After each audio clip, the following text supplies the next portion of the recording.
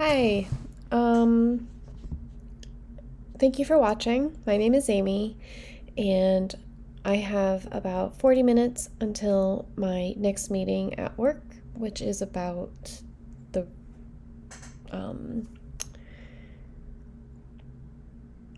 the company being acquired. So, um, yeah, I am not doing much today. I'm being kind of belligerent about it. So, thank you for coming, and I don't know what all we're doing, like what these are. Leave.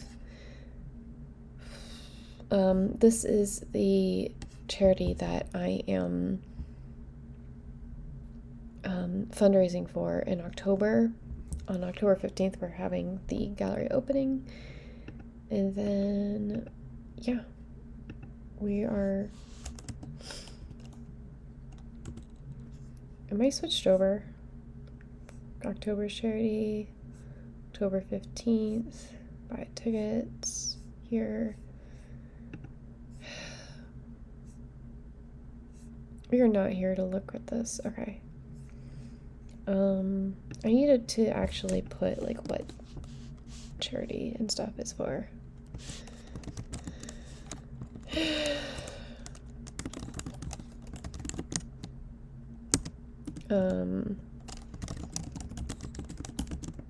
I don't really want to share my code that I'm doing, but hey, here we are. We're doing this, I guess.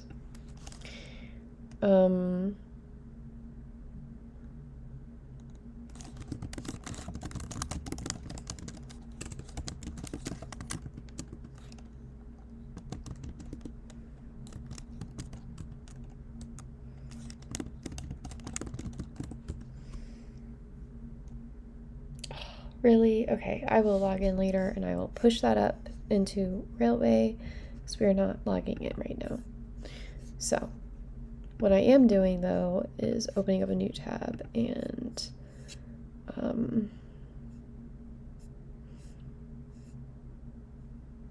I should have paid the tax, the ad tax before we got into this, but Check keyword makes your code a little bit more gas efficient. Here, we'll do this. I'll talk over the ad. We are about 4 hours and 30 minutes into this. We are currently doing the price converter thing, so we are learning how to make a library. So this price converter is a library, and it is getting the conversion rate. And then inside of the Fund Me, it is attached to the UINT 56, which means that we can just chain it here, and it uses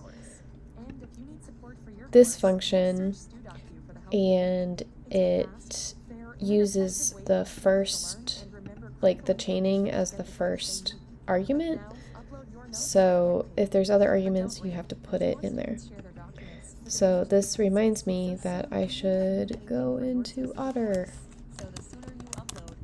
I'll show you all my secrets today. But I'm going to record this. Allow.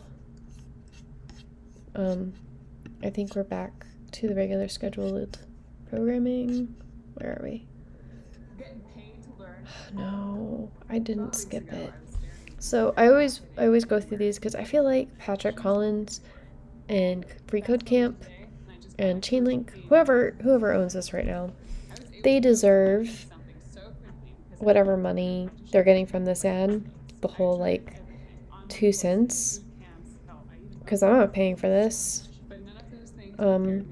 So I don't know if I told you this before, but they actually are starting to put clips of this training course out on Chainlink.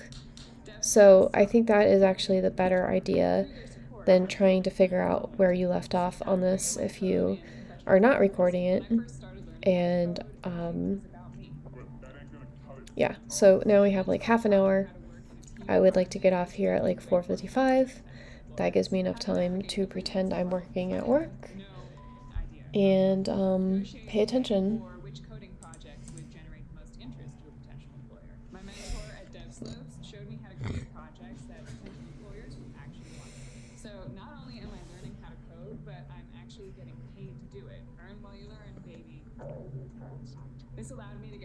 Um, I don't know. I have run out of things to say. I think I don't know how much of the lesson 4 we've done, but it doesn't hurt to do this again. It keeps me awake and playing. But wow, this is so much time. Okay, we're good. That your math is never going to reach top or bottom limits of a number, then it might make sense for you to use the unchecked keyword. Let's head back over to our FundMe contract, where we are now using the price converter library that we just created. All right, great. So now we've got a pretty minimalistic contract here for actually doing the funding. And we have all of our math for getting conversion rates done in our library price converter, which we're going to import at the top of FundMe. Cool. So at this point, we've got our fund method. Awesome. And so we can allow anybody to go ahead and fund this contract and send this contract, Ethereum or any native blockchain currency, to this contract. Well, now what do we want to do? Well, once all the funders have gone ahead and funded, we're going to want the project to be able to withdraw the funds out of this contract so they can actually go ahead and use those funds to buy things for this project. So let's go ahead and create a withdraw function. So we'll create a function withdraw and we'll make this public. Since we're going to be withdrawing all the funds out of this contract, we probably also want to reset our funders array and our address to amount funded. Since we'll be withdrawing all the funds, those amounts should go back down to 0. So let's go ahead and loop through the funders array and update our mapping object so that each of these funders now has 0, because in just a second, we're going to withdraw all the money from them. So to do this, we're going to use something called a for loop. So what is a for loop? A for loop is a way to loop through some type of index object or loop through some range of numbers or just do a task a certain amount of times repeating. So for example, let's say we have an array or a list. And on that list, we have 1, 2, 3, 4. If we wanted to get all of the elements in this array or in this list, aka 1, 2, 3, 4, how do we get all the elements in this list? Well, we would use a for loop to loop through each one of these objects. So at the 0th index would be 1, at the first index would be 2, Something like that. and at the second index would be 3, and at the last index would be 4. So we would loop through the indexes 0 through 3 to get all these elements. Or maybe another example is if this was A, I don't think it's like B, a for each C, like they have in D. JavaScript. A is at the 0th index, B is at the first index, I know what it C is at the is. second, and D is at the third. And we would loop 0 through 3 to get to each one of these elements. We're going to do that exact same thing, but with the funders array. So how do we actually do that? Well, we first start with the for keyword. The for keyword says, okay, we're about to start a loop. And inside of these parentheses, we define how we want to loop through it. Also, backslash star and star backslash is sort of like brackets for comments. Anything in between these two will be a comment. So in a for loop, first we give it the starting index, then we give it the ending index, and then we give it the step amount. For example, maybe we want to start with 0, we want to go to 10, and we want to go up by 1 each time. So we'd go 0, 1, 2, 3, 4, 5, 6, 7, 8, 9, 10. Or maybe we start at 0, we want to end at 10, and we go up by 2 each time. So we'd go 0, 2. So this is how, well, first of all, this is the type of for loop that you usually use in like coding exercises. And also, I believe it was like ECMA 13 or 11 or something like that, when they introduced the dot for each, and now nobody uses this in professional programming for JavaScript anymore. But it is something that when I was first learning how to code, I used to use this all the time as a for loop. It's just not something I do professionally anymore because for each is a thing. 2, 4, 6, 8, 10. Or maybe we want to go from 0 to 5. We want to go from 2 to 5 with a step of 1. We'd go 2, 3, 4, 5, etc. So this is what's going to go inside of this for bit here. So for our starting index, and let me even just put this above so that you can reference it. So our starting index is going to be uint256 variable, and we're going to call it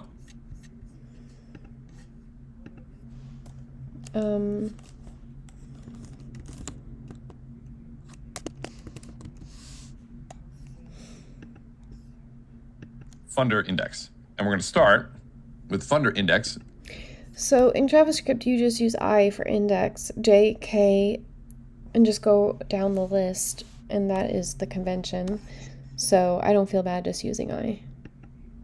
Being equal to 0. So we're starting with 0 here. And we're going to end with the length of our funders array, since we want to loop through all of the funders. So we're going to say funder index needs to be less than funders.length. So our ending index is going to be whenever funders.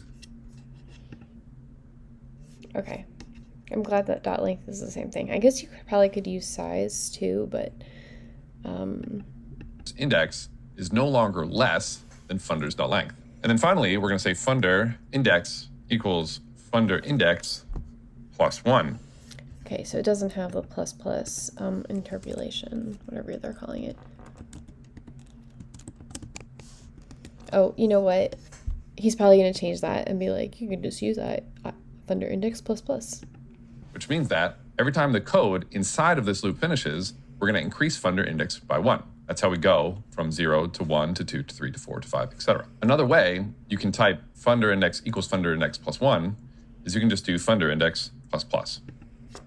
I love it when I'm following tutorials and I have it correct the first time. And then I change it to conform to them, and then I have to rewrite it. This plus plus syntax means funder index equals itself plus 1. So let's start looping through our funders array. To access the 0th element, or the first element, we're going to say funders of funder index. So we're saying we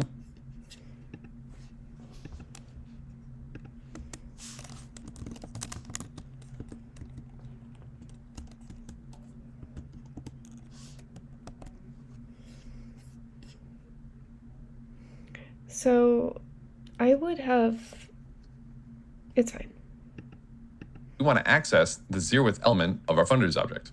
And this is going to return an address for us to use. We're going to go ahead and say address funder equals funders at the funder index. So now we have this funder address, and we want to use this to reset our mapping. So we're going to say address to amount funded at the funder key is now equal to 0. Because remember, in fund, we update the amount.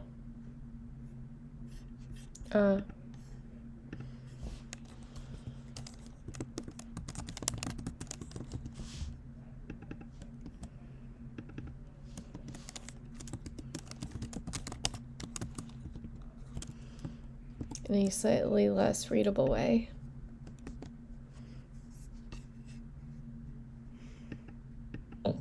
Whenever we fund a contract, when we withdraw the money from the contract, we're going to reset it back to 0. Now, let's walk through this. Funder index starts from 0, so we're going to get the 0th funder. We're going to grab that funder at the 0th index, and we're going to reset the address to amount funded of that funder to 0. Then this for loop is going to update by 1. It's going to move from 0 to 1. It's going to check then if funder index is less than the length. Let's say funders has 10 people in it. If funders has 10 people in it, it'll still be less. So now funder index will be 1. Address funder will equal funders of 1 now instead of 0, and we'll grab that address and we'll reset that address's amount funded to 0. Then we'll continue to 2, to 3, to 4, all the way up to the length of our funders array. And this is how we can loop through our objects. So saying this middle one is the ending index isn't exactly right, since we're really checking for a Boolean to see if this is still true, but hopefully you get the idea. So we've reset the balances of the mapping. However, we still haven't done two things. We still need to reset the array to make the funders a blank array, and then we also need to actually withdraw the funds. Since when we funded this, we sent message.value along. 3 things. You need to check to make sure that the requesting contract is the same one that owns. Okay, so the person that's requesting withdrawal needs to be the same person that owns the contract. Along with calling this fund function. However, we didn't actually withdraw the funds. So to reset the array, we could loop through it and delete objects from this address array, or we could just totally refresh this variable. So instead of looping through the array and deleting objects, we're just going to say funders equals a new address array. We're going to completely reset the array.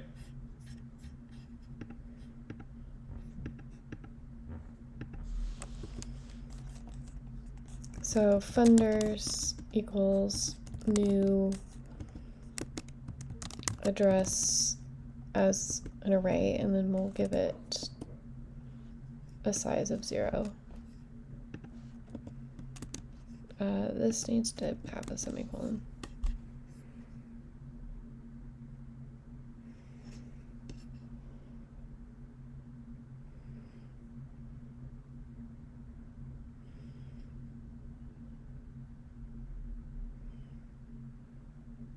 Oh, these are not brackets, they are parentheses.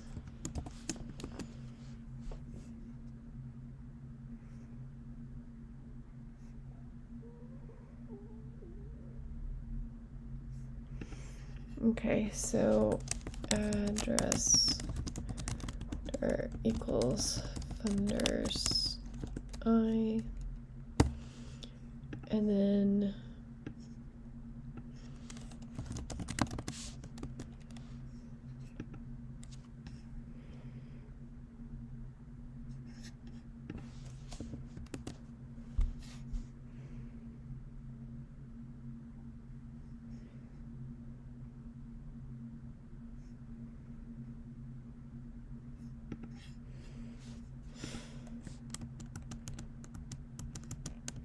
again, Amy.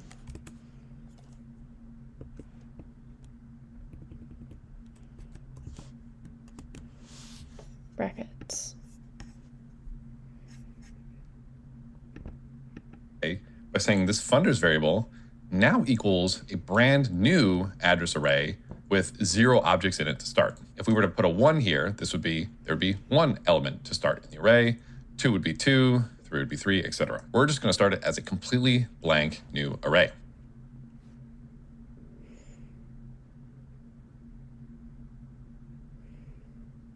So great, we've gone ahead and reset the array, but how do we actually now withdraw funds from this contract? How do we send the funds back to whomever is calling this? Now, to actually send Ether or send native blockchain currency, there are actually 3 different ways to do this. We're going to look at all 3 and say what the differences between the 3 of them are. The 3 different ways are going to be transfer, send, and call. Let's go ahead and start with transfer, since transfer is the simplest and at surface level makes the most sense to use. So if we want to transfer the funds to whomever is calling this withdraw function, we would say message.sender.transfer, and then we'd get the balance of our contract here by saying address this, this keyword refers to. So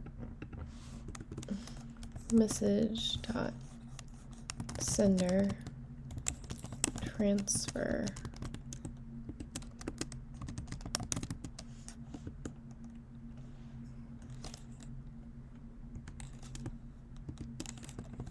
this to this whole contract dot balance, and we can get the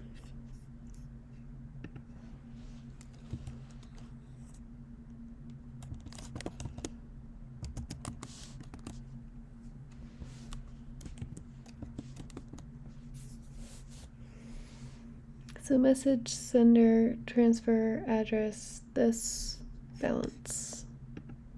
the native blockchain currency or the Ethereum currency balance of this address like this, and we can just do that. Only thing that we need to do is we need to typecast message.sender from an address type to a payable address type. So message.sender is of type address, whereas payable message.sender is of type payable address. And in Solidity, in order to send the native blockchain token like Ethereum, you can only work with payable addresses to do that. So we just wrap it in this payable typecaster. So this is the first way that we can actually send Ethereum or send tokens from different contracts to each other. We wrap the address that we want to send it in this payable keyword. We do .transfer, and we say exactly how much we want to transfer.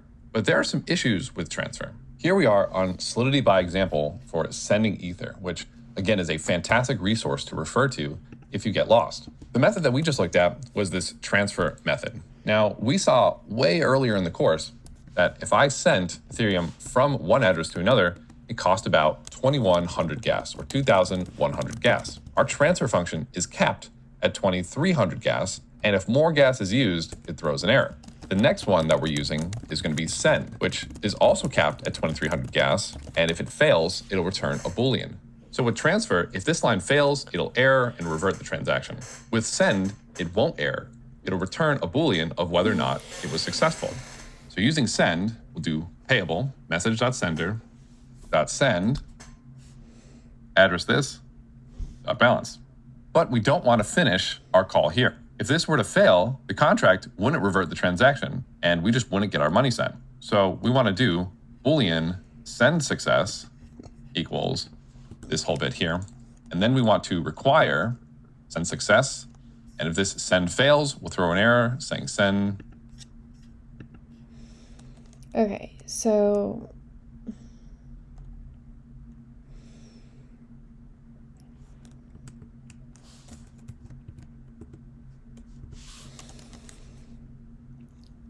the other part is payable sender, and then send address this dot, and we'll just bool send.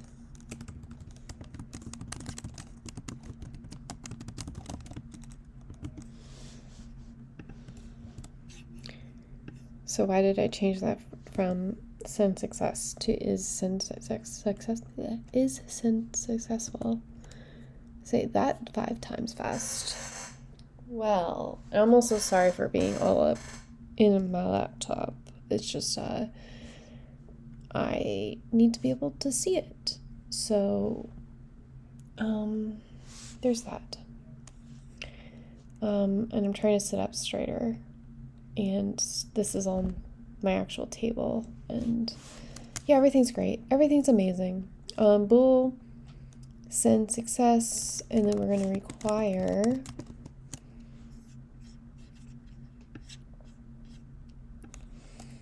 is send successful, and then payment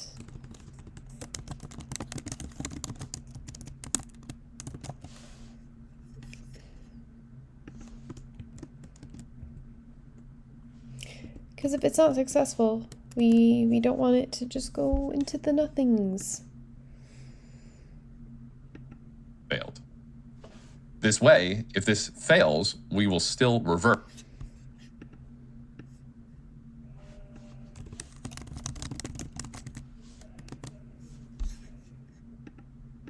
by adding our require statement here. Transfer automatically reverts if the transfer fails. Send will only revert the transaction if we add this require statement here. So great.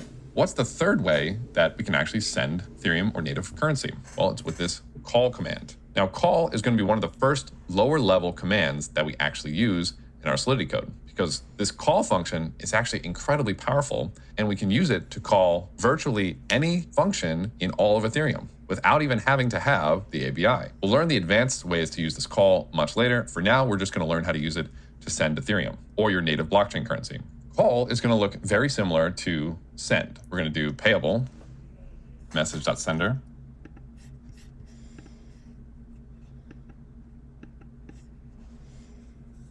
So that's what I was doing. So this is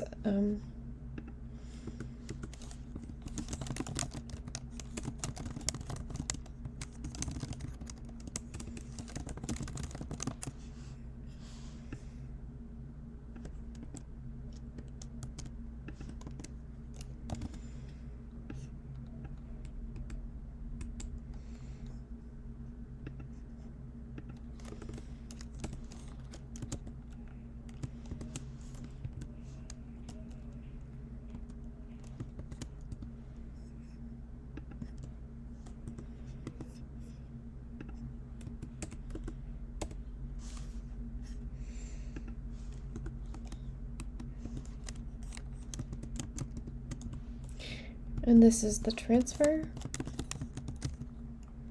No, this is the send method doing things. And then we're going to have the call way of doing it.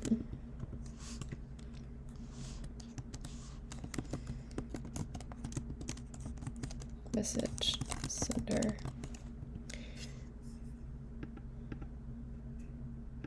.call, and this is where we'll put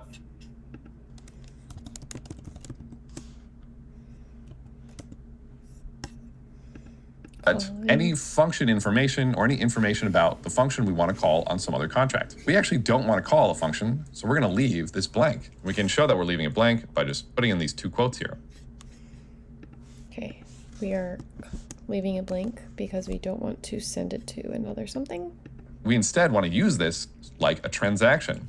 And as we saw in our deployment, there's always this message.value bit. So we're going to use this call function as if it's a regular transaction, and we can add stuff like message.value. So in here, we're going to add these squiggly brackets.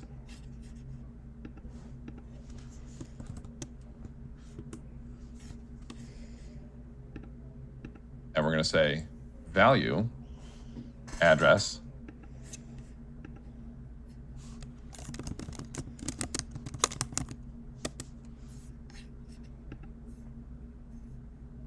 this balance.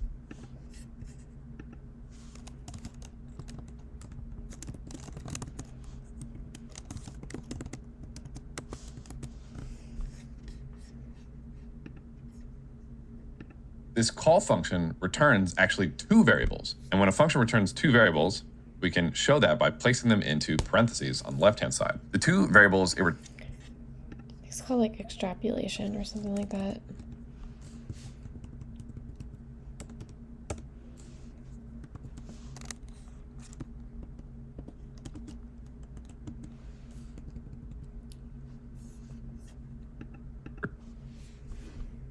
returns are going to be a Boolean that we're going to call success.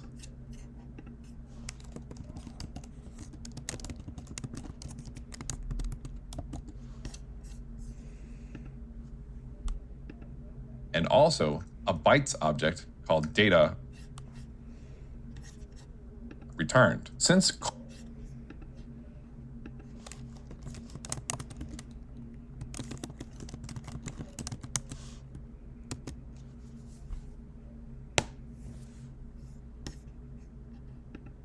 call allows us to actually call different functions, if that function returns some data or returns a value, we're going to save that in the data returned variable. It also returns call success, where if the function was successfully called, this will be true.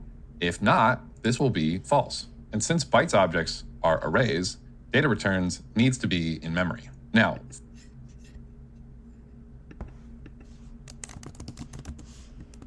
okay.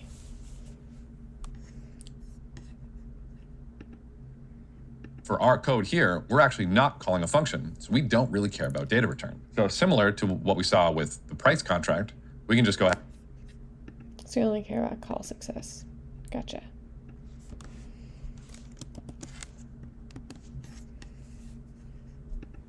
Add, delete that, and leave the comma to tell Solidity, yeah, we know this function returns two variables, but we only care about one. And then similar to the send piece above, we're going to do require, call success, call failed. Meaning that we're requiring call success is true. Otherwise, we'll revert with an error that says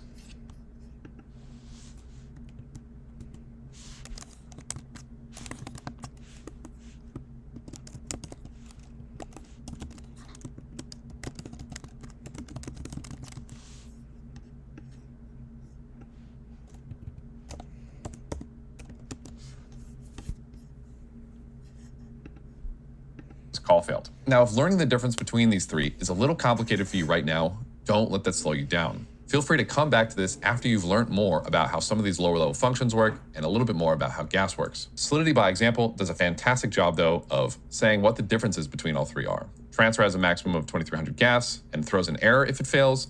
Send has a maximum of 2300 gas, returns a Boolean if it fails. Call forwards all gas, so it doesn't have a capped gas, and similar to send, returns a Boolean if it is successful or if it fails. As of recording, right now, using call is the recommended way to actually send and receive Ethereum or your blockchain native token. For now, if this part's a little bit confusing for you, for now, just look at this and see, that's how we send and transfer Ethereum or native blockchain currency tokens. And I'm gonna delete this part for the video, but I'll keep those comments in the code repository associated with this course. And okay, perfect. If we hit compile of fundme.sol, we do indeed see that it's passing compilation. However, there's a bit of an issue here. Right now, anybody can withdraw from this contract. So anybody can fund, which is what we want, but we don't want anyone to be able to withdraw.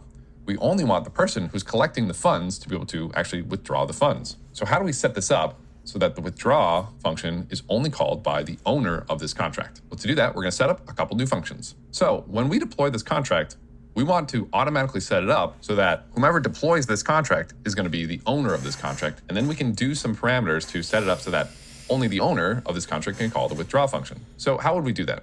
Well, maybe we could create a function called like call me right away. And right after we deploy this contract, we call this call me right away function, which will set up us as the owner. Now that's going to take 2 transactions, and that would be really annoying if we had to do that. So instead, Solidity has something called a constructor. So a constructor is within the contract, but outside of the first function. So like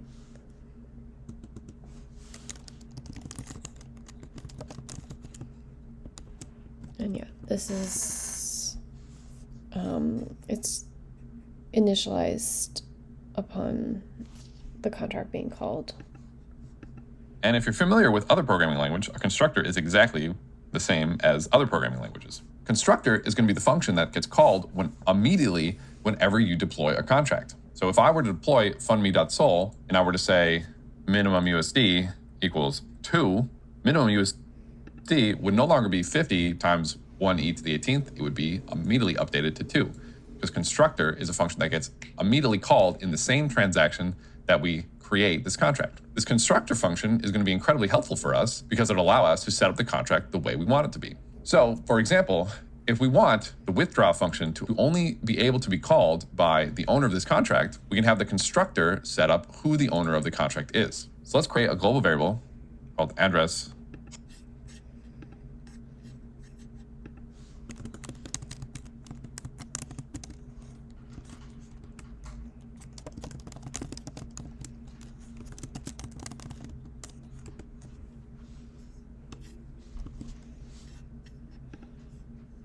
public owner, and then in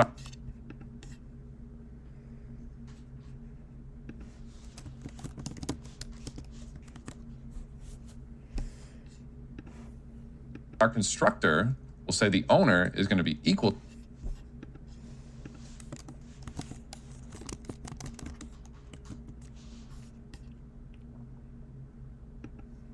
to the message.sender.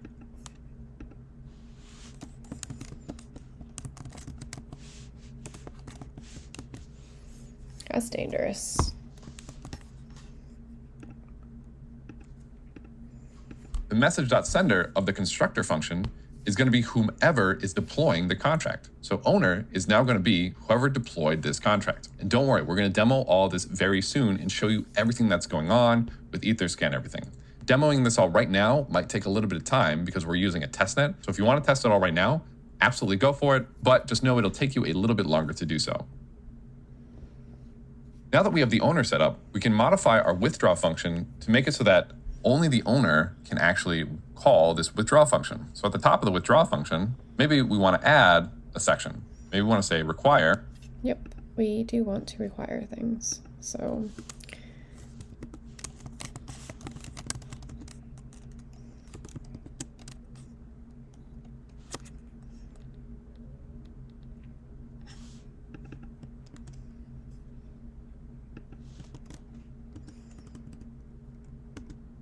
might be just a double equal situation.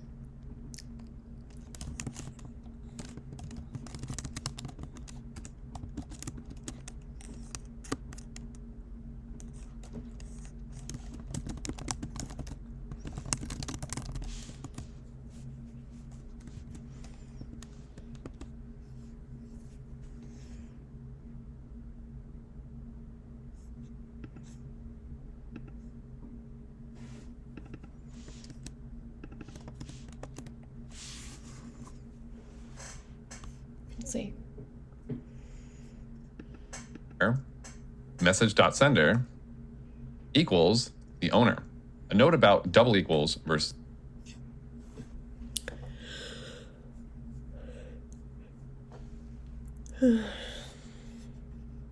equals. You can think of this single equals as a set parameter. So when I say owner is now set to message.sender.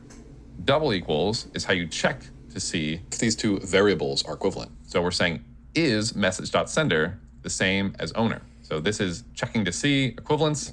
This is setting.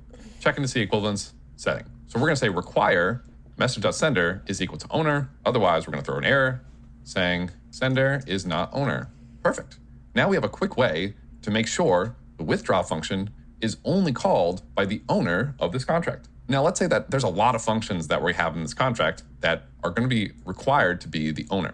Maybe there's a lot of functions in this contract that need a whole lot of different requires. We don't want to have to copy paste this line to every single one of our functions. So what can we do? Well, this is where something called modifiers come in. So for now, we're going to go ahead and delete this line. And below, we're going to create something called a modifier. Our modifier is going to be a keyword that we can add right in the function declaration to modify. You mean a modifier modifies? Holy poop. Okay, so we don't need this anymore.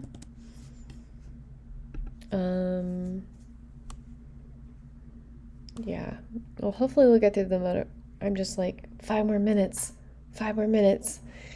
Because, lesson 4, it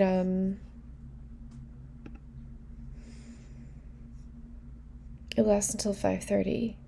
But we're at almost, yeah, so we have just half an hour left until lesson 5. And then that's good. This is more than I've done in a while. I think we've figured it out. I'm using Otter in Firefox, and then I am live streaming, and it won't be pretty in one video, like one per day, but I'm getting through it, so there's that. The function with that functionality. We're going to create a modifier and call it only owner, and we're going to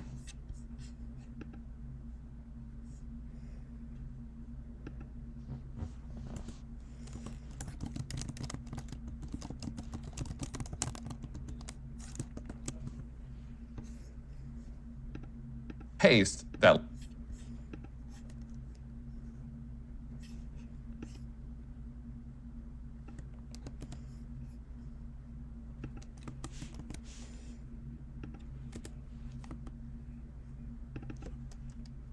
Where does only owner go? Line that we just made in withdraw. And underneath it, we're going to put a little underscore. What I can I think that's like a scope, or it's like the rest of the code goes there. do now is I can take this only owner modifier and stick it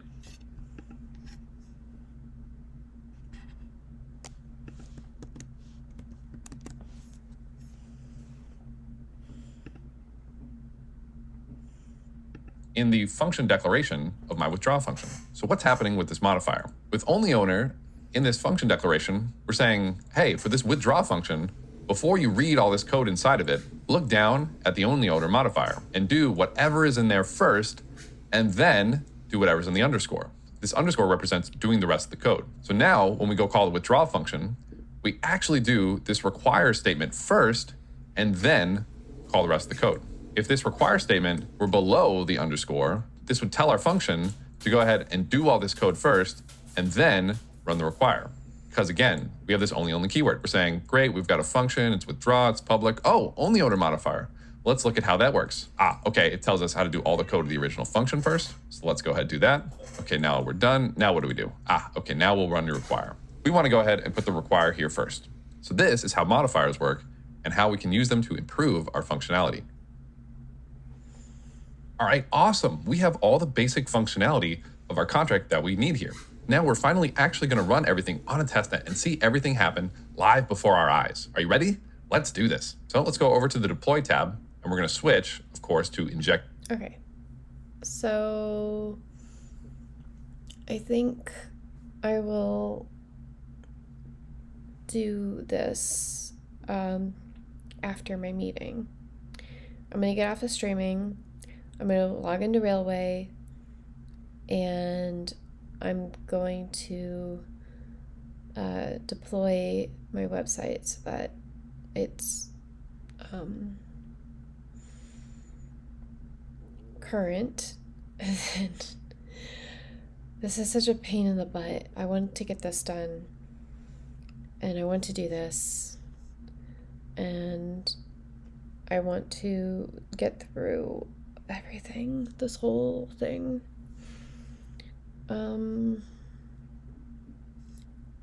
At the same time, but it is what it is. We will get through lesson 4 today, I predict, at least, and then lesson 5 is 3 hours long, so I mean,